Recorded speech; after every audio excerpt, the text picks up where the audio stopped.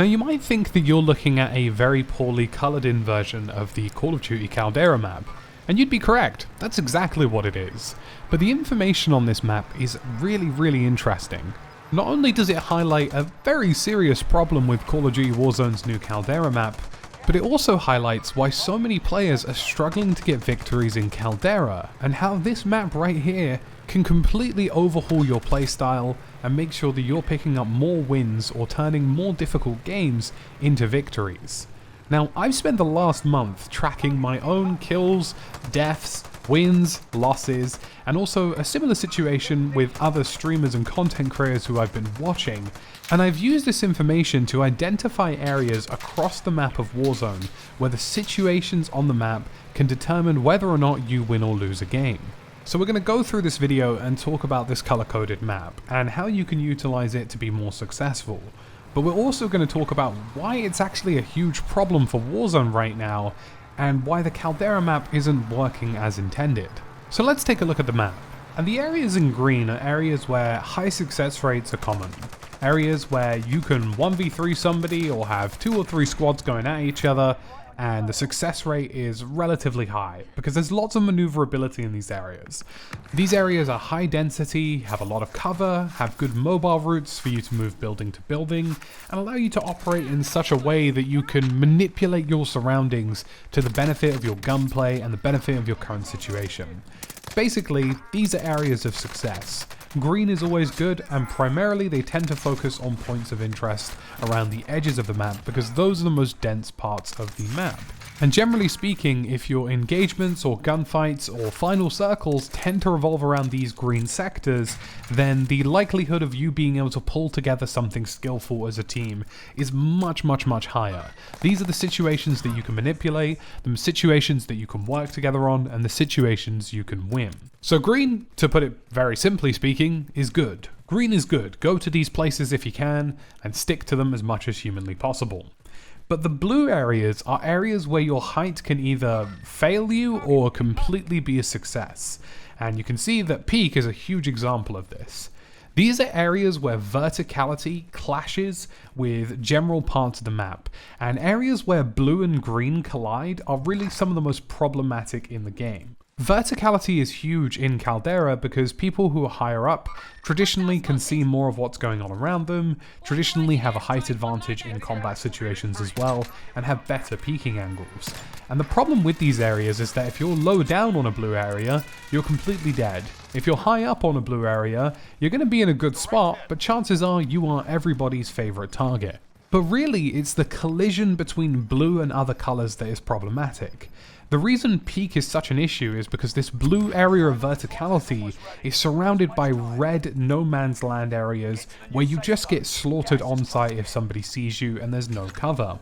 Likewise, where green and blue clashes on the map, you've got these areas which have really good buildings, really good maneuverability and cover, but there are also people who can be perched on these locations and could pick you off whilst you're moving in these green areas, or could become the focus of attention themselves.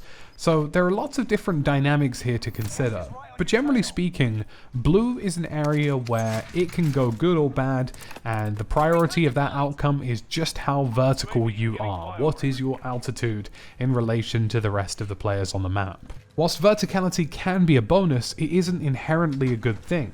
There will be some spaces on the map where you can be the tallest player or highest up, and it doesn't matter because you're the #1 target. And finally, the red areas. The red areas are pain. The red areas are the places where you are going to instantly die if another squad or person catches you out in the open.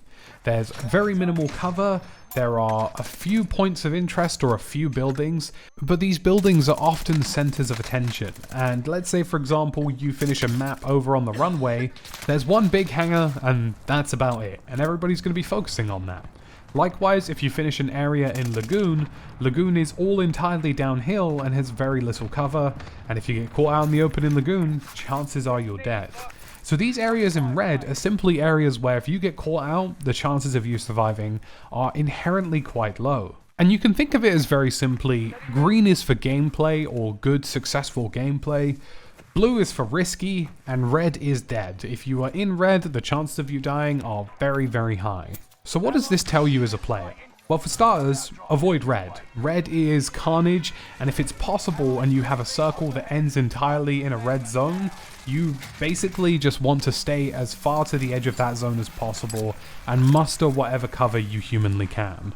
But generally speaking, this map tells you that Caldera is all about movement, and it's all about moving earlier than other players, because transitional gameplay in Caldera is how people win or lose games. The people who get caught out in blue or red areas are the people who haven't moved to green areas early. Now, obviously, yes, these things are circle permitted, but the vast majority of times you will find a circle in a greenish area, or at least a blue area with a distinct height advantage, and players that move more quickly and more succinctly to advantageous positions within the zone tend to be more successful. So faster rotations, faster movement of gameplay, and faster transitioning into better locations on Caldera is a huge deciding factor between a team who wins it and a team who loses it. The next thing it tells you is that it's pretty damn brutal, because the green areas of this map are high density areas, meaning that there could be a lot of enemies, or that you are going to have to defend a building or multiple buildings or a general zone as a team and as a collective, and defending those areas individually can be incredibly challenging when all of the buildings in Caldera have multiple entryways. So it's really important more than ever in Caldera that not only do you move quickly as a unit, but you move together as a unit and you isolate and identify areas together as a unit, because without that and without that aggression as a team, you just don't win in this game. And the final thing it tells you is that the blue areas really are risky, because so many people lose their games in these blue areas by using a high advantage position, and if the circle doesn't pull to them, they could lose, or if they make themselves far too obvious, they become the center of attention, or the worst case scenario, everybody decides to push for the height advantage and it becomes a damn bloodbath. So these three color accuracies effectively give you opportunities in this map. It tells you that there are places that are better to be than others, and even the places that are better to be can be a little bit challenging if you're not working as a unit. But most importantly, it highlights all of these areas in red where you just shouldn't be at all, and all of these areas in blue where being there comes with distinct challenges. But what it does highlight the most for every player in Warzone is a huge problem with the way the circle works in Caldera. How many times have you had a game in Caldera that's finished on a predominantly blue or red area? And the answer to that tends to be pretty high. The points of interest and dense areas of Caldera are around the edge of the map, and the circle in this game is not pulling to those locations, and this is becoming a huge issue in Caldera that needs to be spoken about. Caldera has entirely dense areas all around the exterior of the map, but the circle isn't accommodating that shift in design. Hopefully this map is useful for you folks trying to adjust your gameplay to Caldera, and hopefully we can see some changes to the circle in the future that may be more beneficial to the kind of built up areas around the edge of the map. Now, we're on the road to 100k folks, and the majority of you are not subscribed to the channel, so feel free to hit the sub button if this helped you out. There'll be plenty more content like this throughout the year, and feel free to drop a like as well. It does massively support the channel. As always folks, have a good evening, hope you enjoyed this video, and I'll catch you in the next one.